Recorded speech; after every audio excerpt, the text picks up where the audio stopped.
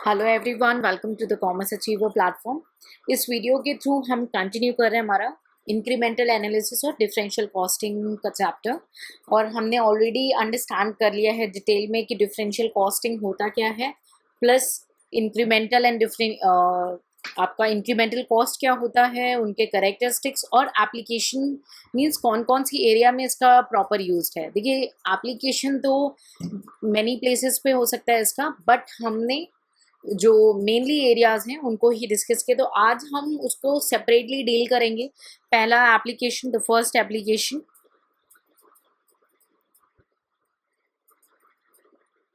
ठीक है।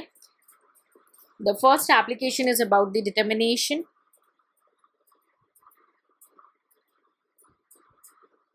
Of most profitable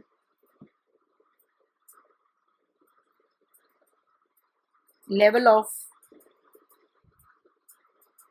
production and price. आपको प्रोडक्शन और प्राइस के बेसिस पे मोस्ट प्रॉफिटेबल लेवल है। देखिए, ऐसे तो ये टोटली न्यूमेरिकल टॉपिक है और with figures we can do, but पहले मैं आपको इसका थोड़ा थ्योरी समझाऊंगी, फिर लिंक करेंगे हम थ्योरी को न्यूमेरिकल से, ओके, ताकि कमांड हो जाए आपको।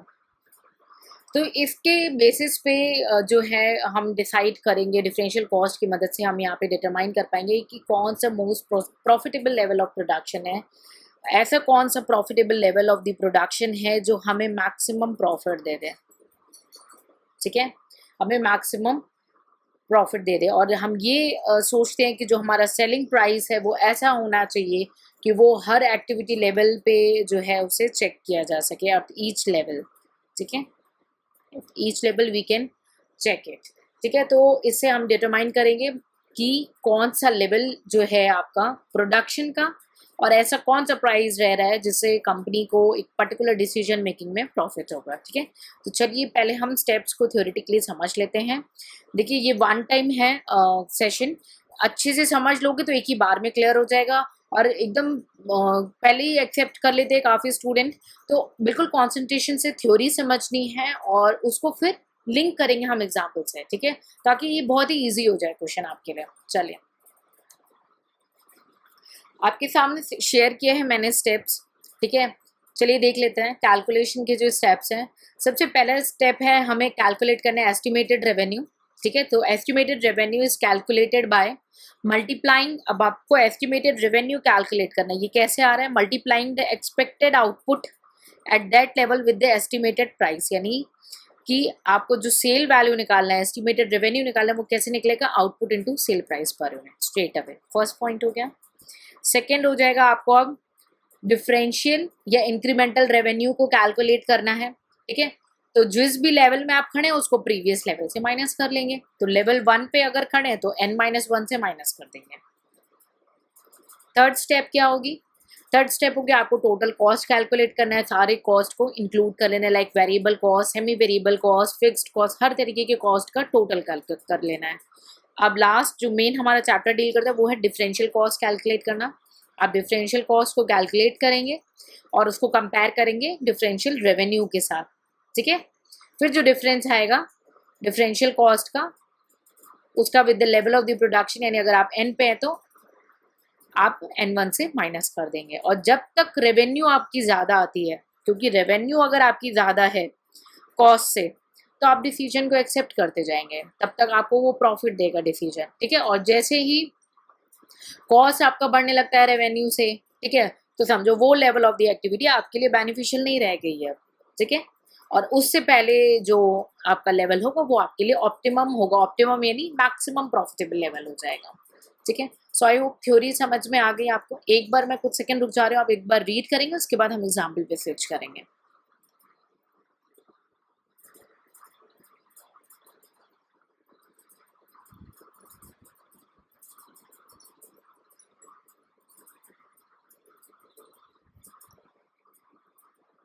सो आई होप आपने क्विक रीडिंग कर लिए, तो चलिए एग्जाम्पल की ओर बढ़ते हैं।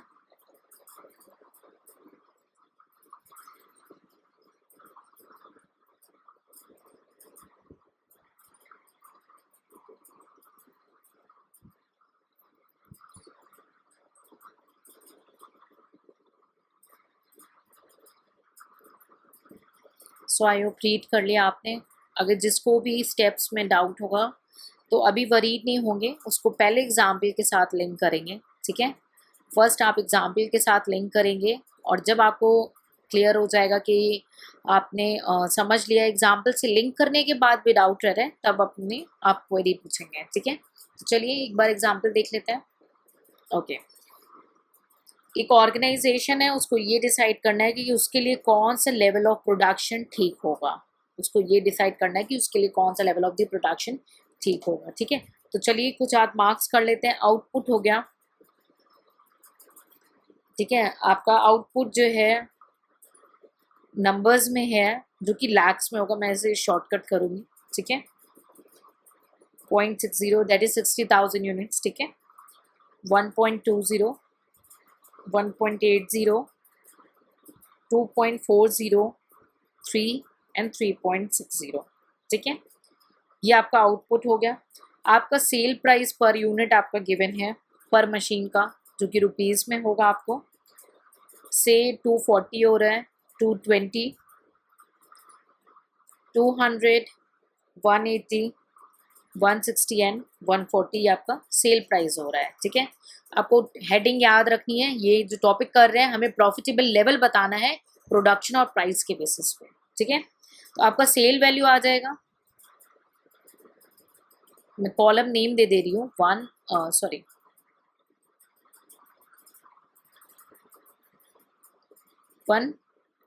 2। तो ये 3 आप कैसे निकालेंगे, 1 इंटू 2। ये हमने अभी थ्योरी में कवर किया था। चलिए एक बार मैं दिखा देती हूँ। सेल वैल्यू कैसे आ रही है आपकी, सेल वैल्यू कैसे आ रही है, output into sale price per unit. तो आपकी सेल वैल्यू यानी रेवेन्यू आ जा रही है, एस्टिमेटेड रेवेन्यू आ जाएगी इससे, ठीक है। चलिए प्लीज मल्टीप्लाई कर लीजिए कॉलम 1 इंटू कॉलम 2।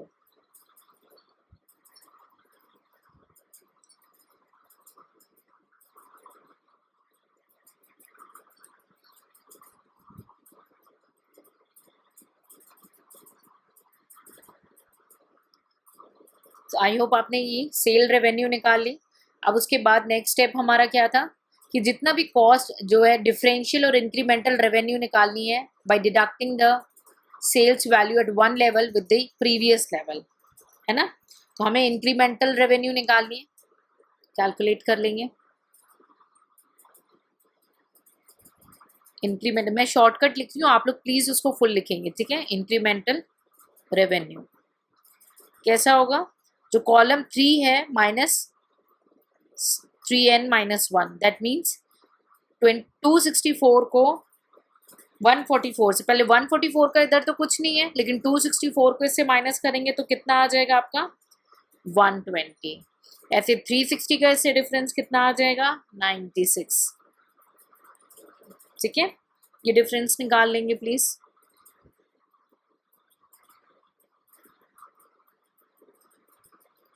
ऊपर में माइनस इसलिए क्योंकि 144 से लेवल एक्टिविटी केवल 60,000 से स्टार्ट है ना, इसीलिए। अब नेक्स्ट स्टेप आपको क्या बोलता है, हमें जितनी भी कॉस्ट क्वेश्चन में गिवन होगी, हम तो एग्जाम्पल कर रहे हैं, आपको क्वेश्चन में जितनी भी कॉस्ट गिवन होगी, ठीक है, total cost is to be determine, ठीक है। तो उसके लिए जितनी भी कॉस्ट है आपको उसको टोटल कर लेना है। तो टोटल कर लेंगे कॉस्ट को। स्ट्रेट अवे मैं टोटल कॉस्ट लिख रही हूँ और इसमें एज्यूम कर लेंगे आपको सेमी वेरिएबल कॉस्ट अलग से दिया हो, फिक्स्ड कॉस्ट अलग से दिया हो, वेरिएबल कॉस्ट अलग से दिया हो, ठीक है। क्वेश्चन को थोड़ा लेंथी बनाने के लिए एग्जाम में, और कई बार क्वेश्चन को लेंथी बनाने के लिए और क्या कर देंगे, वेरिएबल कॉस्ट पर यूनिट दे देंगे, ताकि आप यूनिट से मल्टीप्लाई करो, फिर वेरिएबल कॉस्ट करो, फिर टोटल फिक्स्ड कॉस्ट करो, ठीक है। तो टोटल कॉस्ट हम स्ट्रेट अवे यहाँ पे लिखते हैं, ठीक है। टोटल कॉस्ट ओके, रुपीज में है ये आपका, से 142, 222, 380,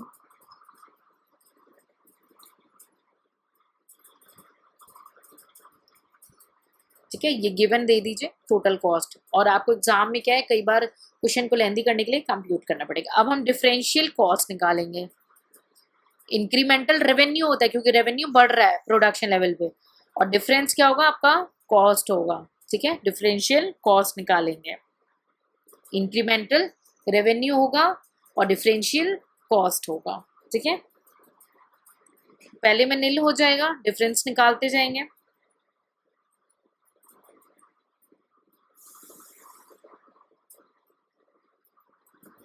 सो आई होप आपने कॉस्ट का डिफरेंस निकाल दिया। ठीक है, देखिए ये फर्म के लिए तब तक बेनिफिशियल होगा जब तक कि आउटपुट इंक्रीज हो रहा है। आउटपुट उसको तभी तक बढ़ाना उसके लिए फायदेमंद होगा फर्म के लिए जब तक कि उसका रेवेन्यू जो है डिफरेंशियल कॉस्ट से ज़्यादा है। बट जैसे ही कॉस्ट ज़्यादा होने लगेगा रेवेन्यू से, उस समय आउटपुट पे रोक लगा देनी है फर्म को। उसके बाद उसको आउटपुट लेवल नहीं बढ़ाना है, नहीं तो उसकी प्रॉफिटेबिलिटी क्या हो जाएगी, रिड्यूस हो जाएगी, कम हो जाएगी। ठीक है, सो अगर हम क्वेश्चन को देखें तो आपका जो ये लेवल है डिफरेंशियल कॉस्ट, आपके ये कॉलम रह रहा है और इंक्रीमेंटल रेवेन्यू ये रह रहा है। यहाँ पे देखिए जा करके, ये देखिए ये एरिया में जाके यानी 3.60 लेवल पे जाके आपका रेवेन्यू कम हो जा रहा है, कॉस्ट बढ़ जा रहा है। तो ऑर्गेनाइजेशन फॉर्म के लिए क्या बेनिफिशियल है कि 30,000 यूनिट यानी 3.00 लेवल ऑफ द आउटपुट तक ही प्रोड्यूस करे जहाँ पे उसे प्रॉफिट हो रहा है, और ये ही उसका ऑप्टिमम लेवल हो जाएगा, मैक्सिमम लेवल हो जाएगा जहाँ तक उसे प्रोड्यूस करना चाहिए। उसके बाद कंपनी के लिए, फर्म के लिए एडवाइजेबल नहीं है प्रोड्यूस करना। क्यों? क्योंकि कॉस्ट ज़्यादा हो चुका है, डिफरेंशियल कॉस्ट ज़्यादा हो चुका है और डिफरेंशियल रेवेन्यू कॉस्ट के कंपैरेटिवली कम है। ठीक है, so it is advisable and it is for the interest of the firm to increase the output till the point incremental revenue exceeds the differential cost. ठीक है, but if the differential cost is more to the incremental revenue, it is not advisable to increase the output. Otherwise what will happen?